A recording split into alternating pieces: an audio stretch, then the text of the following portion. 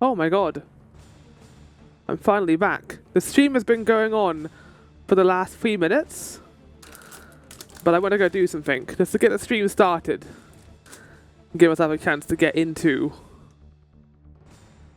the stuff.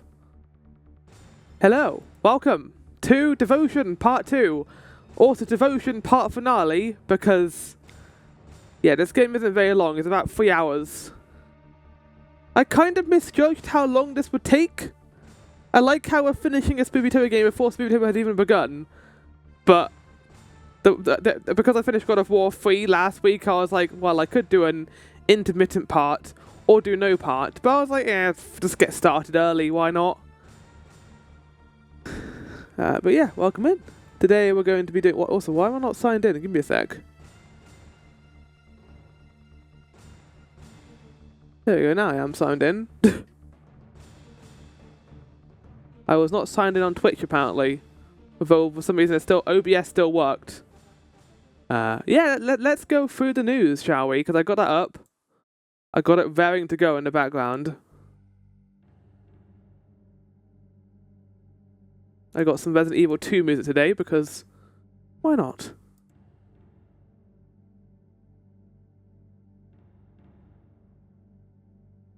I have fixed this, by the way. I fixed the background. Maybe I should have made the actual text a nice colour as well. That would have been more Spooky-Tober and not pink. Or purple. It's purple, it's not pink. But yes, we are now doing the second episode of the Lost in Fog special. If you're wondering why I call it Lost in Fog, last year I had my Spooky-Tober series be called Eternal Eve, where I played Eternal Darkness and Parasite Eve.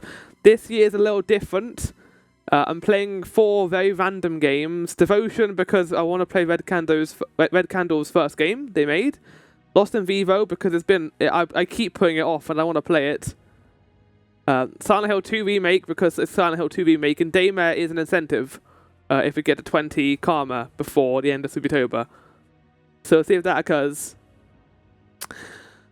But yeah, today we're going to be doing Devotion, and when we finish that, we're going to be starting Lost in Vivo. This is going to be a 3-hour stream, so I'm thinking Devotion probably going to finish in the first hour or hour and a half. Lost in Vivo the next hour and a half, and then I'll finish that this Friday. Because Lost in Vivo also isn't a very long game. It's bound, I would say, 4 hours-ish. So, yeah, we'll get it done. We'll get Lost in Vivo done by this Friday. And then this Sunday, we'll be starting Silent Hill 2 Remake.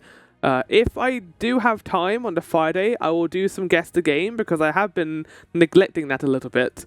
So that'll be worth doing, I think.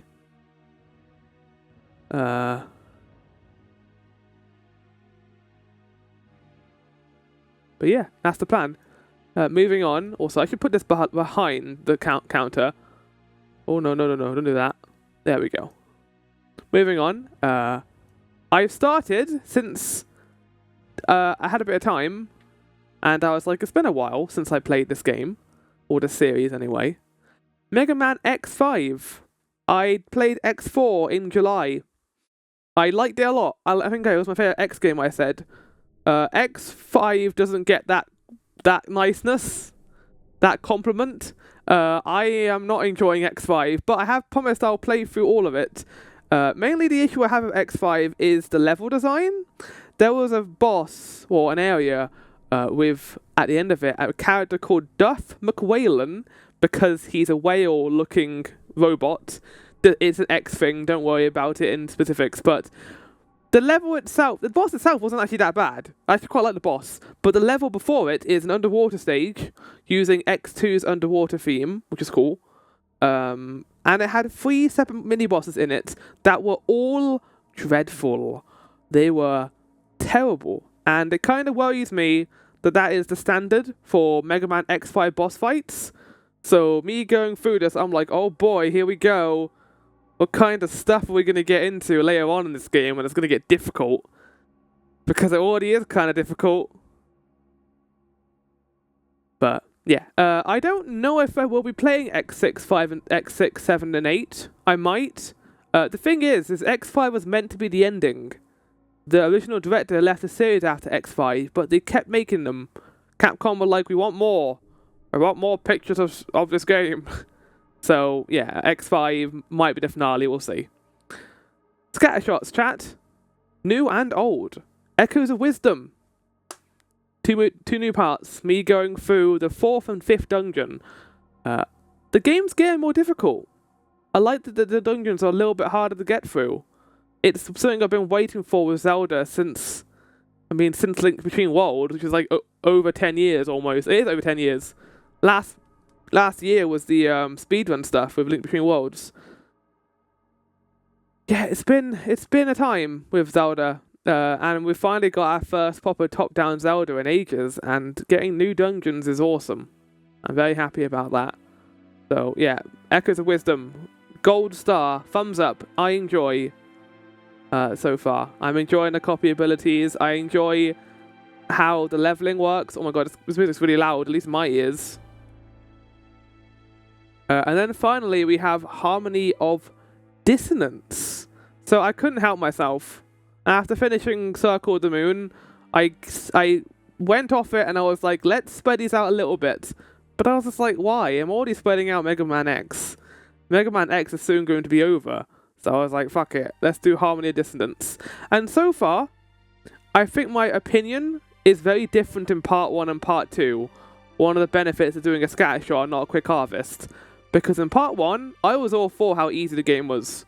It was far nicer than Circle of the Moon, far nicer mechanics, the whip was a lot easier to use, it was a lot floatier, but that made it also easier. Enemy variety was less difficult, so were the bosses. But then in Part 2, I kind of realised that part of the difficulty is what makes Castlevania and Metroidvanias unique and engaging. The lack of difficulty makes Harmony feel a lot more like I'm just going through the motions and just going through area upon area, and then something cool will happen. And to be fair, I don't think Harmony of Dissonance is a bad game. A lot of people actually... It's up to us to take out Umbrella. Snake? What's going on with the music? No. This is why using Spotify is not a good idea, but oh well. Raccoon City. But yeah, Harmony's good. I recommend it. I recommend playing all of them. The GBA and DS Castlevania games. They are all of a surprising level of quality so far. New Spooky Quick Harvest. Only got one done because I was doing this. I have been playing a lot more, playing Mouthwashing, which is a lot more psychological horror than I was expecting. I thought this game was going to have aliens and monsters in it. But actually, it's more of a psychological study of people being stuck on a spaceship with only themselves and others for company. And yeah, it's a part of sci-fi horror that I don't think gets explored enough. Like, you have Event Horizon with like a Hell Portal, or Dead Space with its Ishimura infection of the Necromorphs, but I think psychological horror on spacecraft is also very interesting. Maybe I just haven't seen too much of it in like modern day media, but it feels like a subject area that is kind of lacking in a lot of regards, at least a deep dive into it, and a well done one at that. I liked it a lot. I think it's a good game. It's short too, so if you want to play a short psychological sci-fi game, it is on Steam now. Mouthwashing. And finally, before currently playing, I finished watching Crosscode while I was doing some other stuff, mainly work. I finished watching Crosscode, this fake MMORPG, JRPG, as one would call it.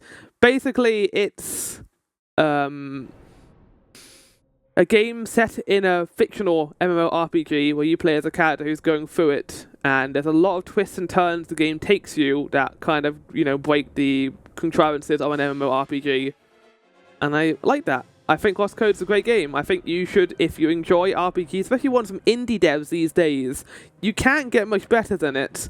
The writing's good, the characters are good, the boss fights are good, the music is great. It is incredibly high quality. Not only that, it's long. Use these indie RPGs like a lot shorter than most modern day ones. Obviously, it's budget, but Crosscode is pretty long. and has a satisfying ending too.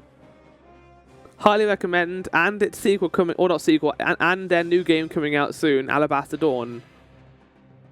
And finally, currently playing. Currently, I put Core Keeper on hiatus. I think I've had my fill of this game for now. I like it a lot. I'm enjoying it, but I think for now the kind of gameplay loop has become, what's the word I'm looking for? Dull. Now, I think the actual design of it is good. I think the actual game is great. I ranked it really highly actually in my ranking of the games I played this year, but. Yeah, I'm kind of done now, I will say. Also, why is my waveform there reacting to my voice? It should be reacting to the stream audio. Okay, hold on a second. That should be reacting to Spotify. Give me a sec. Da, da, da, da, da, da, da, da. There we go. Okay, now that makes more sense. That shouldn't be reacting to my voice. It should be reacting to the thing that's up there, the Amuse app that is playing the music. Echoes of Wisdom, I think I'm about halfway through now. We're getting there. When I finish that, I don't know what I'm going to play next. Probably Metaphor. It's going to be the scatter shot after Echoes of Wisdom. Luckily, it's shorter than I thought it was going to be. I thought Echoes was going to be a lot longer, but it seems to be suitably length for a Zelda game. So, thank God. Thank God. And then finally, Harmony of Dissonance. If you know what this means, then it makes sense. But yeah, there's two castles. There's two castles. And not in a way that Symphony of the Night does it either. It kind of shocked me, and I kind of like it. So yeah. That's it. That's the news. And finally, we're going to go through guess the game, and then go into devotion. Finish it off. Once and for all.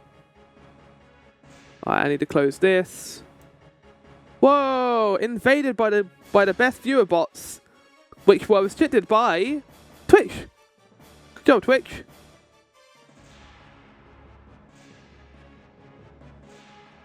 Alright, they're done.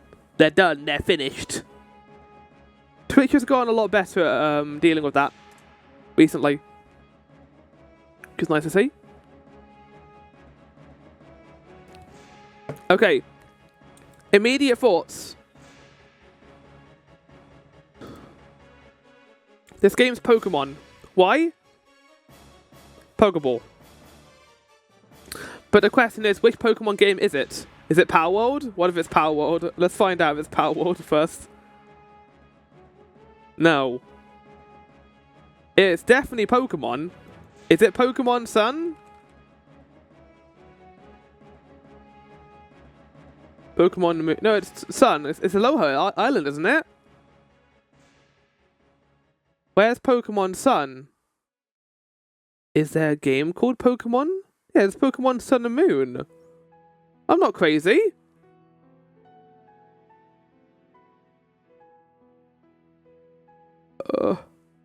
I think I'm crazy, chat, because these games don't exist on this menu.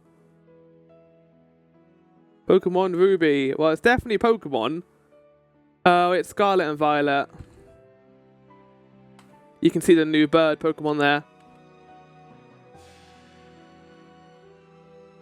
What is like the main difference between Scarlet and Violet? Is it just the bike you get at the beginning?